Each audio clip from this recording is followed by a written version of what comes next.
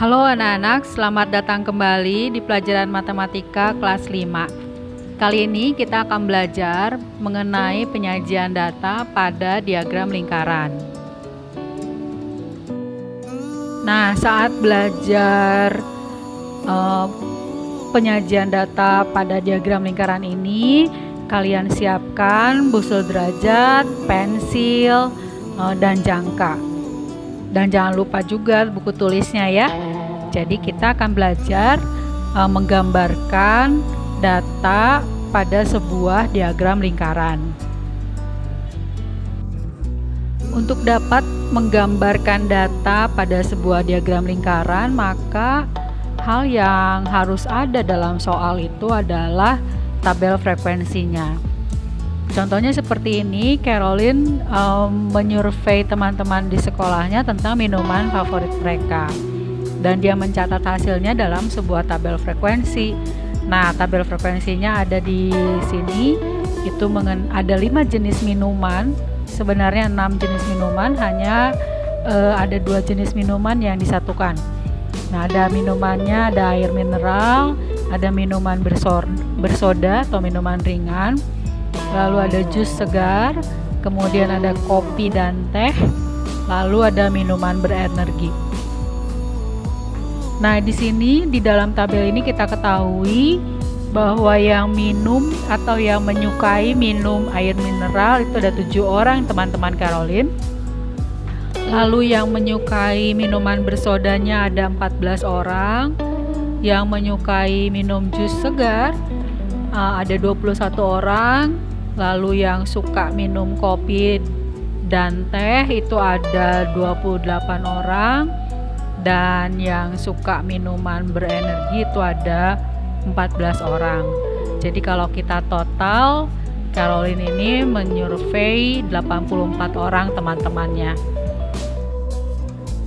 Untuk menggambarkan masing-masing jenis minuman ini dalam diagram lingkaran, maka kita harus tahu besar sudut dari masing-masing supaya kita bisa buat pembagiannya di diagram lingkaran tersebut. Nah, cara membuat atau cara menghitung sudutnya, maka patokannya adalah sudut satu lingkaran penuh, yaitu 360 derajat. Nah, caranya seperti ini. Contohnya air mineral itu ada 7 orang yang memilih. Nah, artinya 7 dari totalnya. Nah, 7 dari 84 orang yang ada. Nah, jadi 7 per 84 dikali 360 derajat. Satu lingkaran penuh besarnya 360 derajat. Nah, kita peroleh hasilnya adalah 30 derajat. Sama caranya untuk yang minuman bersoda, kemudian jus segar, kemudian kopi dan teh, lalu minuman berenergi. Kalau kita lihat keistimewaan bilangan-bilangan yang ada dalam tabel ini, yaitu 7, 14, 21, 28, dan 14, ini merupakan bilangan-bilangan kelipatan 7. Nah, kalau yang 7-nya kita udah ketahui itu besarnya 30 derajat, artinya 7 orang 30 derajat. Kemudian minuman bersoda, kita lihat minuman bersoda itu 14.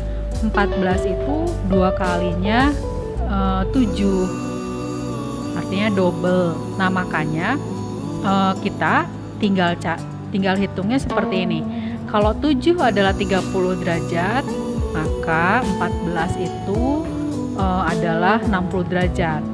Jadi sama-sama 2 kalinya ya, 2 kali lipatnya. Jadi lebih mudah kita menghitungnya dan juga lebih cepat. Kemudian kita lihat yang jus segar. Jus segar itu 21 orang yang memilih dari 84 orang.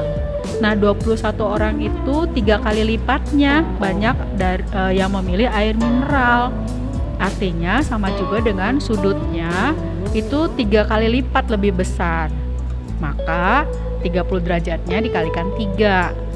Itu sama dengan 90 derajat. Jadi besar sudut untuk yang jus segar itu adalah 90 derajat. Kemudian kopi dan teh itu 28 orang yang memilih. 28 itu adalah 4 kali lipat dari 7. Artinya yang memilih kopi dan teh banyaknya 4 kali lipat dari banyaknya yang memilih air mineral. Jadi kalau air mineralnya 30 derajat, maka kopi dan teh 4 kali lipatnya besarnya, yaitu 120 derajat. Kemudian minuman berenergi itu sama dengan minuman bersoda besarnya, atau 2 kali lipat dari banyaknya yang memilih air mineral. Maka besar sudutnya pun 2 kali lipat dari besar sudut air mineral. Jadi minuman berenergi besar sudutnya 60 derajat. Atau kita juga bisa pakai cara yang seperti menghitung besar sudut untuk air mineral. Jadi misalnya minuman bersoda itu ada 14 orang yang memilih, maka 14 per 84 dikali 360 derajat. Hasilnya adalah 60 derajat.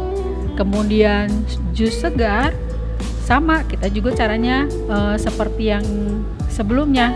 Berarti 21 orang yang memilih jus segar per total semua anak yang disurvei. Jadi per 84 dikali besar sudut lingkaran, yaitu 360 derajat. Maka hasilnya akan kita peroleh 90 derajat. Lalu yang kopi dan teh sama juga, 28 orang per 84 orang dikali 360 derajat. Hasilnya akan kita peroleh 120 derajat. Dan minuman berenergi ada 14 orang, berarti 14 orang per 84 orang dikali 360 derajat. Maka hasilnya 60 derajat. Nah, sekarang kita bisa dengan mudah menggambarkan bagian-bagiannya pada diagram lingkaran, karena kita sudah tahu besar sudut masing-masing. Pertama, kalian harus gambarkan lingkarannya dengan menggunakan jangka.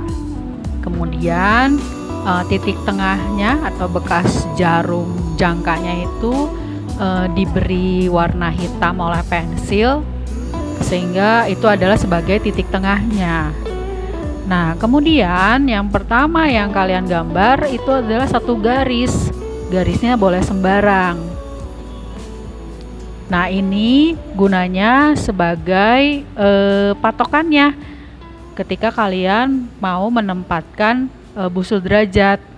Nah, kita lihat garis yang berwarna hijau ini atau garis pertama yang kalian gambar itu menjadi garis pertama, dan busur derajat kalian tempelkan di garis itu pas di angka nolnya. Kalau di sini busur derajat yang digunakan berarti garis nolnya itu bilangan yang berwarna biru, gitu ya. Jadi garis nolnya bilangan yang berwarna biru, tepat garisnya di nol itu. Kemudian kita ukur dulu. Ini misalnya kita mau ukur untuk yang minuman bersoda dulu.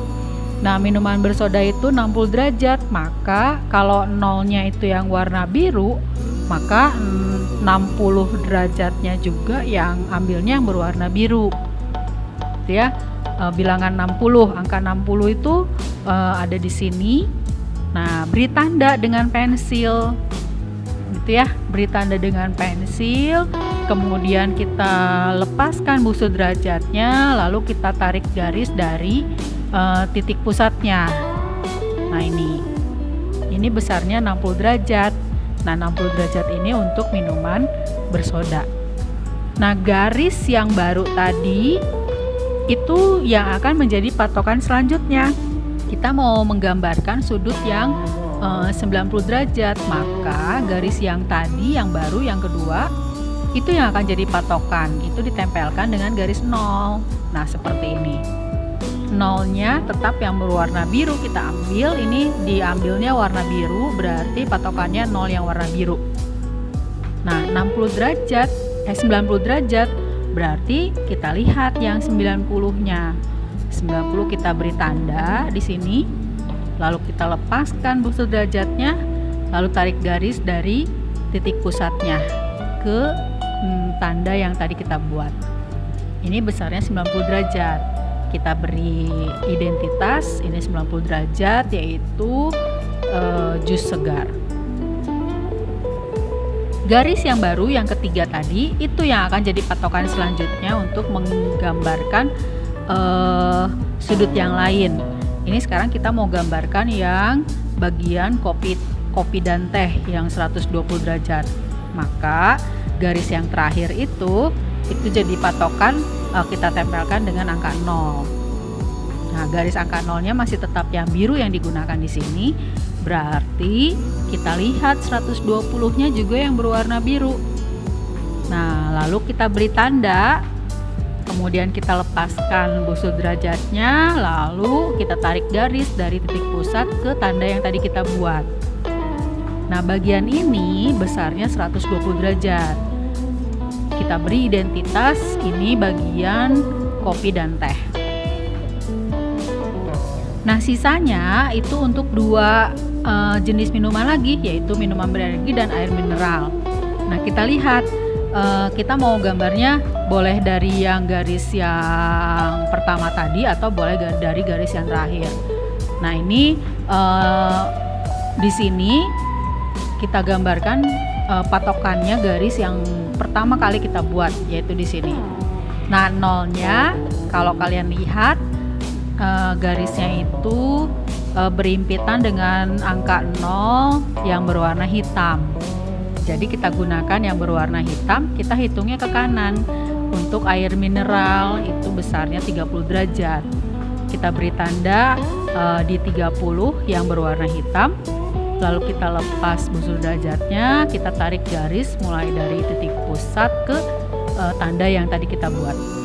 Nah, yang kecilnya itu adalah 30 derajat.